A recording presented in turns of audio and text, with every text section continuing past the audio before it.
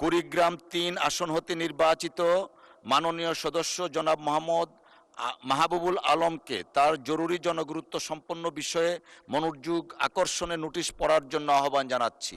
মাননীয় স্পিকার, আপনাকে ধন্যবাদ। কার্যপ্রণালী বিধির ৭১ বিধি অনুযায়ী মাননীয় পানি সম্পদ মন্ত্রীর দৃষ্টি আকর্ষণ করে তিস্তা মহাপরিকল্পনা বাস্তবায়নের জন্য আমি যে নোটিশটি উপস্থাপন করতে চাই মাননীয় স্পিকার, তিস্তা নদী বাংলাদেশের উত্তরাঞ্চলের একটি গুরুত্বপূর্ণ নদী, যার উপর প্রায় ৫০ লক্ষাধিক মানুষের জীবন জীবিকা নির্ভরশীল। প্রতি বছর বর্ষায় বন্যা ও নদী ভাঙ্গন এবং শুষ্ক মৌসুমে পানির অভাবে এই অঞ্চলের মানুষ চরম দুর্ভোগে পড়ে। তিস্তা মহাপরিকল্পনা ২০২০ সালের দিকে গুরুত্ব পায় এবং এর সমন্বিত মাস্টার প্ল্যান প্রণয়নের উদ্যোগ নেওয়া হয়। বর্তমানে প্রকল্পটি পরিকল্পনা ও অনুমোদন প্রক্রিয়া রয়েছে এবং বাস্তবায়নের জন্য আন্তর্জাতিক সহযোগিতার বিষয়ে আলোচনা চলছে। এই পরিকল্পনা বাস্তবায়িত হলে বন্যা নিয়ন্ত্রণ, পানি সংরক্ষণ, সেচ সুবিধা বৃদ্ধি এবং আঞ্চলিক উন্নয়ন ত্বরান্বিত হবে। অতএব তিস্তা মহাপরিকল্পনা দ্রুত বাস্তবায়নের জন্য আমি মাননীয় পানি সম্পদ মন্ত্রীর দৃষ্টি আকর্ষণ করছি। ধন্যবাদ মাননীয় স্পিকার। ধন্যবাদ মাননীয় সদস্য আপনাকে।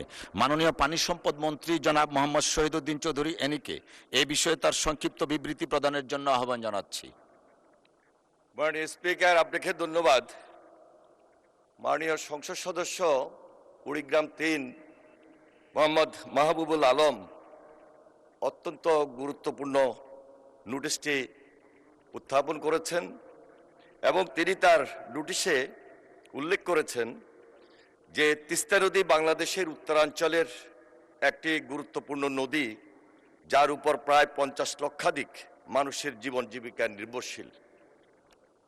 তিনি অত্যন্ত দায়িত্বশীলতার সহিত এবং সচেতনভাবে এই নোটিশটি এনেছেন। মাননীয় স্পিকার, আমি তাকে অসংখ্য ধন্যবাদ জানাই। বিষয়টি এত মর্মস্পর্শী এবং আমাদের বাংলাদেশের প্রেক্ষাপটে এই মুহূর্তে খুবই গুরুত্বপূর্ণ বিধায় আমি এই নোটিশটির উপর দু চারটে কথা গুরুত্ব সহকারে বলতে চাই।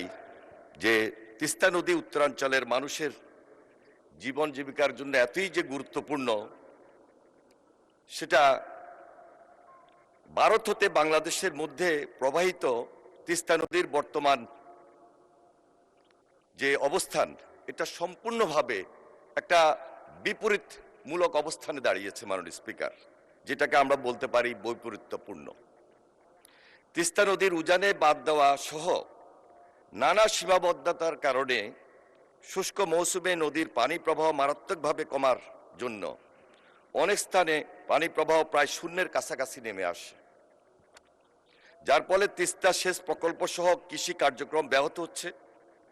অন্যদিকে বর্ষা মৌসুমে উজানে অতিবৃষ্টির কারণে হঠাৎ বন্যা ও নদীভাঙ্গন সংঘটিত হয় মাননীয় স্পিকার, এবং এর ফলে বসতভিটা ও ফসলের ক্ষতির পরিমাণও ব্যাপক। তিস্তা মহাপরিকল্পনা বাস্তবায়নের জন্য বাংলাদেশ পানি উন্নয়ন বোর্ড ইতিমধ্যে একটি সমীক্ষা প্রতিবেদন প্রণয়ন করেছে মাননীয় স্পিকার। প্রস্তাবিত সমীক্ষা অনুযায়ী প্রকল্পটি যদি বাস্তবায়িত হয়, তাহলে তিস্তা পাড়ের মানুষের জীবন জীবিকার উন্নয়নের পাশাপাশি বন্যা নিয়ন্ত্রণ ব্যবস্থা শক্তিশালী হবে এবং নদীভাঙ্গন উল্লেখযোগ্যভাবে হ্রাস পাবে মাননীয় স্পিকার।